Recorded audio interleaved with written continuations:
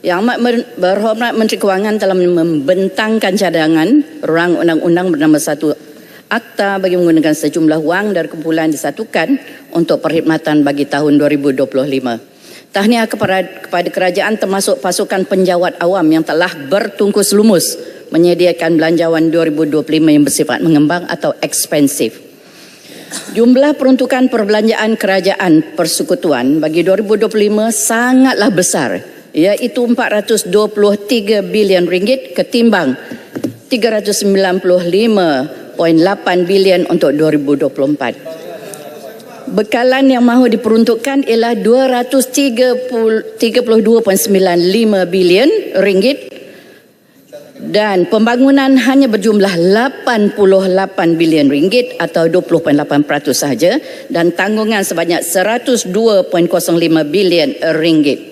Untuk menjaga maslahat 34.1 juta ringgit mengikut angka DOSM rakyat Malaysia, kerajaan telah perlu mendapatkan hasil yang mencukupi bagi mentadbir negara, menjaga keperluan rakyat dan melindungi serta mensejahterakan rakyat pelbagai kaum dan pelbagai ideologi. Termasuk kami lah ke sebelah sini. Sekiranya kerajaan Madani memang ikhlas untuk mencapai tujuan ini, sepatutnya tidak ada masalah untuk melibatkan semua pihak, termasuk pihak oposisi bersekali. Ini istilah Arau. Dalam membumikan teori mensejahterakan rakyat dalam belanjawan. Stephen Covey, pengarang terkenal buku 7 Habits of Highly Effective People, tabiat kedua, begin with the end in mind. Bagi peneraju negara, tuan-tuan yang berhormat di pihak kerajaan, wabil akhiratihum yuqinun, maka matlamat pemerintah mendapat pendapatan dari rakyat dan apa-apa hasil lain dan perancangan untuk mengurus dan mengendalikan tanggungan kerajaan ialah untuk mencapai dengan izin baldatun thayyibatun wa rabbun ghafur. Itu outcome. Maka kerajaan perlu berlapang dada, berfikiran terbuka dan magnanimous atau bermurah hati untuk mendengar luahan dari pihak yang tidak sekapal dengan pihak kerajaan seperti Perikatan Nasional, kerana isu-isu yang membelenggu rakyat lebih berkesan bila diangkat oleh pihak oposisi kerana ianya lebih genuine. Inilah core business pembangkang. Dan kami bukan membangkang semua perkara. Bila yang betul, yang manfaat untuk rakyat, kami akan setuju. Tapi benda yang akan membebankan rakyat, itulah yang di antara yang kami akan angkat dan terus angkat. Perikatan Nasional adalah pembangkang yang matang dan sejahtera. Jadi saya mengajak kerajaan berfikir secara rasional dan berlapang dada. Cuba kita fikir sejenak, apakah akan terjadi kepada rakyat kebanyakan apabila dasar fiskal yang mahu dilaksanakan oleh kerajaan dalam belanjawan 2025. Isu pertama, potong subsidi atau bahasa lunaknya penyasaran subsidi. Lazimnya diesel digunakan untuk kenderaan yang mengangkut barang-barang. Maka pada tahun ini bila subsidi diesel ditarik balik, maka ia telah pun memberi kesan yang banyak pada orang ramai. Kos pengangkutan barang naik, maka kos barang segala keperluan turut naik. Kerajaan pula mahu tarik subsidi petrol RON95 pada Februari 2025. Bayangkan berapa ramai lagi rakyat akan terganggu. Walaupun kerajaan kata penyasaran akan dilakukan, hakikatnya semua rakyat akan terkesan dengan tindakan ini. Yang paling terkesan mungkin rakyat di bandar, terutama orang muda yang sudah terbeban dengan hutang PT-PTN, hutang kereta atau motor, sewa rumah, hutang peribadi, personal loan kerana baru kahwin, kos nak balik kampung sebagai anak yang baik dan bertanggungjawab akan terus mencanak. Terutama apabila ada ibu dan ayah yang sakit kronik. Bayangkan impak sosial ekoran kemelesetan kewangan keluarga. Isu kedua, gaji minimum. Gaji minimum dinaikkan ke 1,700 dari 1,500. Bagus, tahniah. Tapi ini hanya menggembirakan sebahagian rakyat yang bekerja dengan orang lain. Persoalannya, berapa ramaikah yang bekerja sendiri dan tidak terkesan dan tindakan ini. Kedua, ia akan meningkatkan kos operasi kepada majikan berskala kecil yang sudah pun terkial-kial untuk hidupkan syarikat atau perniagaannya. Kesan gaji minimum yang meningkat akan menyebabkan inflasi akan turut meningkat. akan menyebabkan, bermakna bahasa rakyat jelata lah, semua barang akan naik. Jadi inflasi ini akan beri kesan yang ketara kepada pekerja sendiri seperti bisnes gig, penjual burger, peniaga pasar malam, makcik jual nasi lemak, pekerja delivery seperti pemandu Grab dan sebagainya. Dan saya rasa yang lain tu saya setuju dengan semua ahli-ahli yang berhormat tadi ya. Apakah kesannya? Terutama tadi yang disebutkan oleh Pak Goh. Kos penyelenggaraan kenderaan, ini yang saya nak tekankan. Kenaikan harga barang barang asas akibat inflasi juga akan menaikkan kos penyelenggaraan kenderaan, termasuk harga alat ganti dan kos servis. Ini juga memberi kesan kepada pekerja gig yang bergantung pada kenderaan mereka untuk mendapat pendapatan harian. Apatah lagi apabila kenderaan mereka perlu melalui jalan raya yang rosak, terlalu kerap rosak, seperti yang saya selalu sebut di sini yang berada di Kapar. Bayangkan betapa besar kosnya yang perlu ditanggungan oleh golongan yang sudahlah susah dan dipersusahkan ini. Justru di sini Kapar mahu menggesa perhatian khas kementerian yang berkaitan, khususnya pertama, Kementerian Kerja Raya. Mohon upgradekan semua jalan raya yang keluar masuk kawasan ini dilalui oleh kenderaan berat, terutama yang digunakan pengguna Pelabuhan Kelang Utara, zon-zon industri di Meru dan Sementara dan juga Bandar Sultan Sulaiman. Kerana semua ini adalah penyumbang signifikan kepada KDNK negara. Buatlah jalan yang dibuat daripada bahan yang tahan lasak, berkualiti, tak terkesan dengan banjir atau load atau beban yang berat. Kemudian ini di antara kesannya, bila dibeban dengan kos repair kenderaan, dia selalu banyak rosak dan sebagainya tadi, yang bekerja di port. Bila kenderaan rosak, tak boleh pergi kerja. Kena hantar kenderaan ke bengkel. Mungkin dipotong gaji. Tak boleh hantar anak ke sekolah. Anak penting sekolah. Bila bil air api kena bayar. Sewa rumah kena bayar. Kalau tak kena halau. Anak sakit. Rumah tangga tak tentram. Stres. Kalau selalu begini, majikan boleh buang kerja kerana dia anggap tidak berproduktif. Kementerian KPKT. Jalan-jalan yang digunakan penduduk sudah tentu ada yang juga di bawah PBT. Di Kapar, jalan-jalan ini bersambung dengan jalan persekutuan dan jalan kampung yang dimanfaatkan oleh penduduk Kapar yang ramainya B40 dan M40. Saya pun nak tahu berapa orang Kapar T15. Untuk makluman kerajaan, di Kapar ni ada taman dalam kampung. Contoh Taman Setia dan Taman Kapar Permai. Banyak lagi. Jadi dalam PBT jalannya elok, keluar jalan kampung teruk ya. Jadi berlopak-lopak. Kalau segara pun tampar sini tampar sana, sekejap lagi 2-3 hari rosak balik. Jadi saya mohon KPKT tolonglah tengok ya. Biarkanlah juga di antara masalah juga di mana lori pengangkut sampah domestik juga dikatakan menyebabkan kerosakan jalan raya di kampung dan di taman. Maka gunakan lori yang kecil dan sebagainya. Jalan kampung, saya minta KPKT juga tolonglah tambahkan peruntukan untuk jalan-jalan kampung di Kapar. Kerana ini adalah pekerja-pekerja yang menyumbang kepada produktiviti port yang menyumbang kepada KDNK negara. Tuan Speaker, tadi Tuan Speaker bagi 10 minit lebih kepada kepada Jelebu. Banyak saya nak sebut ni. Jadi saya pilih-pilih lah apa yang saya nak sebut ni, Speaker. Okey, saya ni kepada yang banyak yang saya terpaksa ni lah. Okey, tentang perpaduan nasional, Tuan Speaker. Menyentuh kepada perpaduan nasional, saya ingin mengucapkan setinggi tahniah kepada Kerajaan Negeri Kelantan yang telah berjaya menganjurkan seminar Karnival Perpaduan Nasional bertema Kelantan Model Perpaduan 19 hari bulan Oktober, Sabtu ini. Persembahan budaya yang melibatkan semua kaum utama di Kelantan termasuk kaum Tionghoa, India, Siam dan Melayu yang diadakan di Dewan Terbuka sebelah Wat Macimarem atau Siting Buddha di Tumpat, Kelantan. Semua kaumnya begitu mesra dan melibatkan kanak-kanak dan belia dan belia wanis. Selaku Ketua Portfolio Perpaduan Negara Ahli Parlimen Perikatan Nasional, saya sangat teruja dan gembira melihat kejayaan perpaduan kaum yang jelas terserlah dalam simfoni persembahan silang budaya sebagai penutup majlis makan malam tersebut. Jelas Jawatan Kuasa Perpaduan Nasional Kerajaan Kelantan dengan kerjasama Pusat Integrasi Antara Kaum Kelantan (PK) terbukti telah berjaya memainkan peranan untuk mewujudkan perpaduan nasional di mana Kelantan telah berjaya hidup secara harmoni di antara kaum.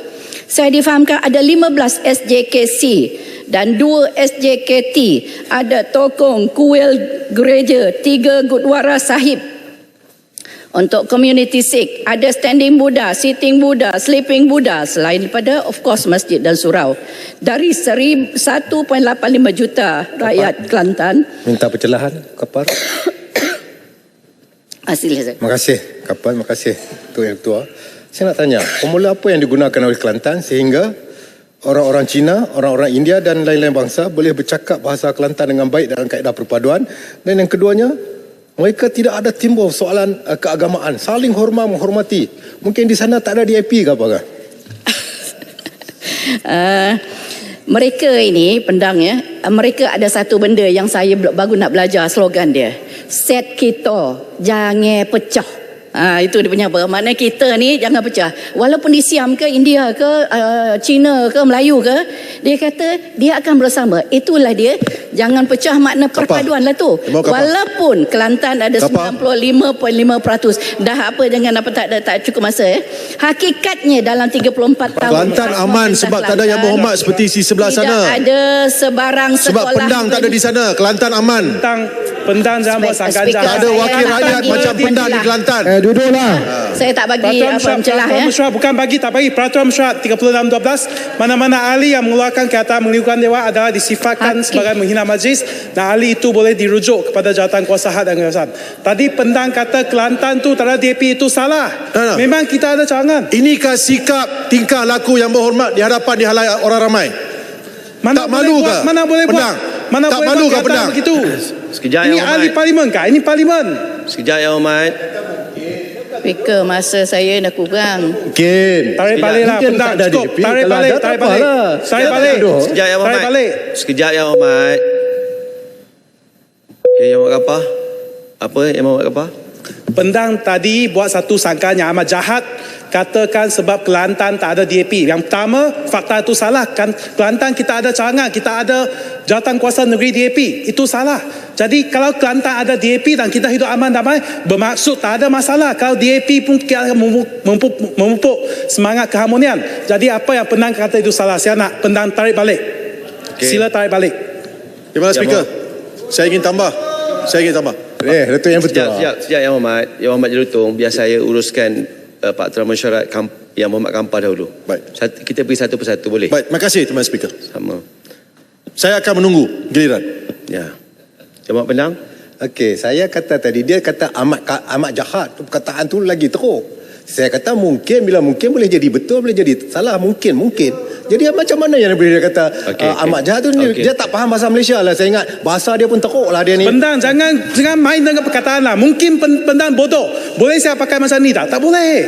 Ini unparliamentarian. Jangan pakai dengan perkataan, main dengan perkataan mungkin. Pasal saya, itu memang satu sangkaan jahat. Saya bodoh lah. Saya boleh kata DAP tak ada di Kelantan. Tak boleh. Tengok. Tak boleh pakai macam ni. Jangan kata mungkin. Kalau nak pakai macam ni, kita satu dewan kecoh. Please. Okey. Kita berdua di sini berhemah. Jangan buat sangkaan jahat. Kita nak debat dengan bajet. Jangan personal attack. Muhammad Kampar. Okey. Saya dah dengar apa yang diterangkan oleh Yang Berhormat Pendang dan saya teliti ucapan beliau tadi semasa mencelah Yang Berhormat Kampar.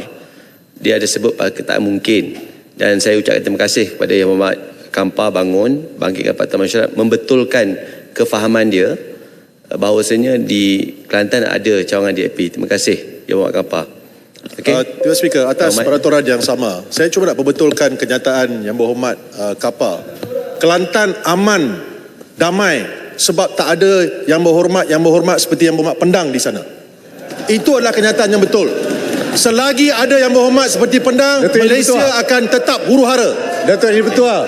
Di Kelantan aman damai sebab jelutong pun tak ada yang merapu tu. Okey. Teruskan Yang Kapal. Terima kasih Speaker. Jadi terganggu saya punya apa ni tu Speaker. Jadi hakikatnya dalam 34 tahun PAS memerintah Kelantan tidak ada sebarang sekolah vernacular yang ditutup. Tidak ada rumah ibadat yang diroboh.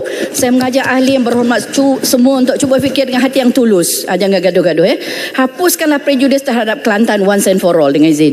Insiden 13 Mei tidak berlaku. Bahkan tidak pernah ada sebarang insiden ketegangan antara kaum di negeri Kelantan. Saya difahamkan okeylah, set kita tadi jangan berpecah tu tadi memang dipakai di Kelantan. Saya sendiri berada di program itu. Maka green wave atau ilusi dan propaganda politik yang mahu menjauhkan non-Muslim dari PAS khususnya dan Perikatan Nasional UMNO sepatutlah dihapuskan.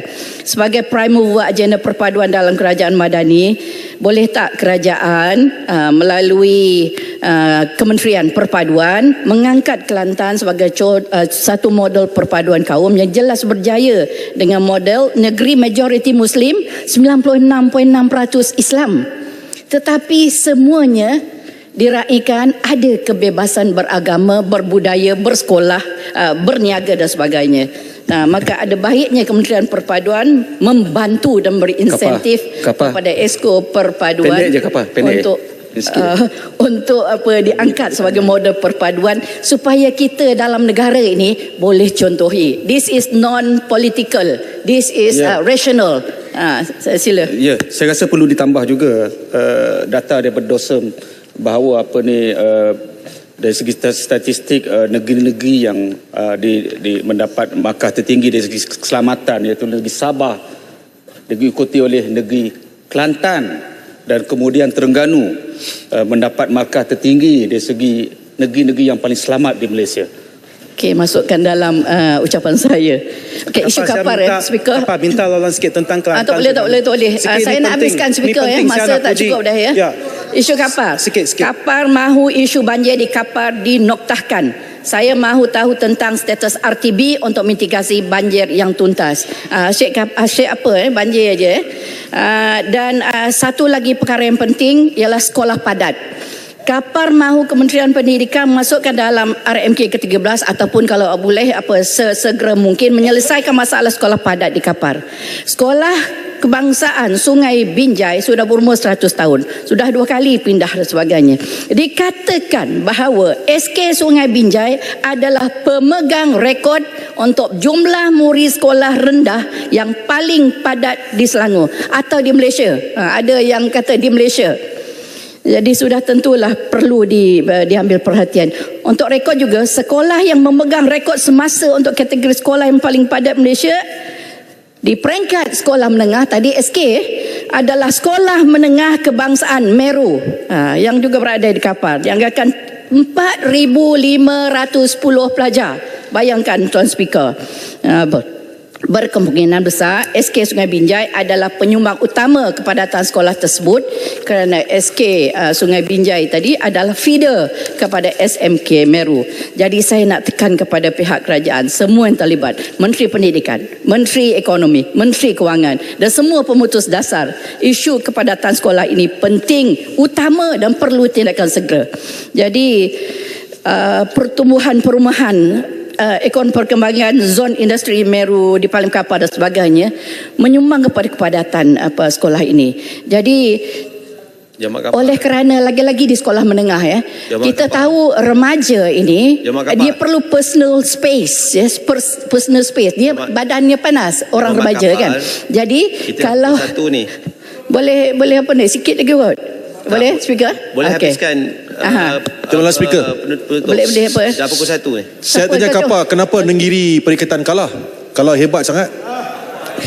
Okey. Dua-dua lah jelutong sibuk ini tak ada kena-mengena dengan sekolah padat Speaker. Ini perkara penting ni. Ini ibu bapa di Parlimen Kapar ni tengah memerhati ni Jadi saya nak minta kepada kerajaan. Sekejap. segerakan. Ini paling ramai, paling padat dalam Selangor ataupun dalam Malaysia, sebab saya tak ada maklumat yang tepat. Bayangkan satu kelas tu lebih 40 orang. Yang disebutkan oleh Perdana Menteri banyak gangguan speaker. Saya tak tahu yang mana satu. Bukan gangguan. Saya panggil yang buat kapal 3 kali dah. Sekarang kita 1 minit.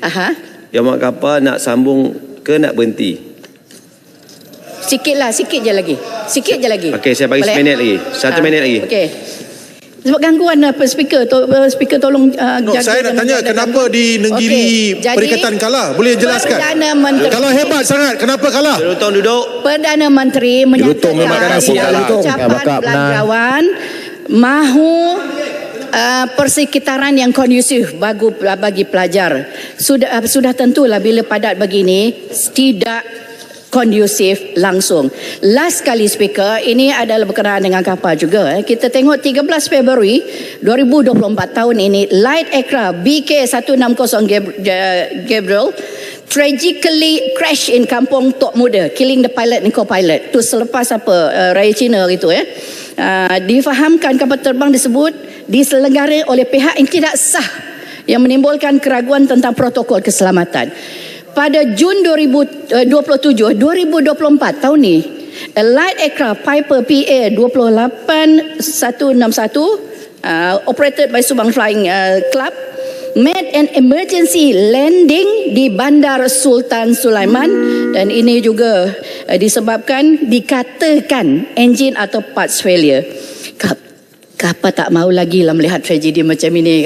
Ini bukan ada lapangan terbang ke apa di kapal. Jadi saya nak tanya kepada kerajaan, apakah sebenarnya yang berlaku dan apa punca perkara-perkara rosak enjin, especially rosak in air ni, untuk mencegahkan nahas atau potensi nahas, dan saya mahu tindakan yang tegas diambil dan substantif yang diambil oleh pihak kerajaan.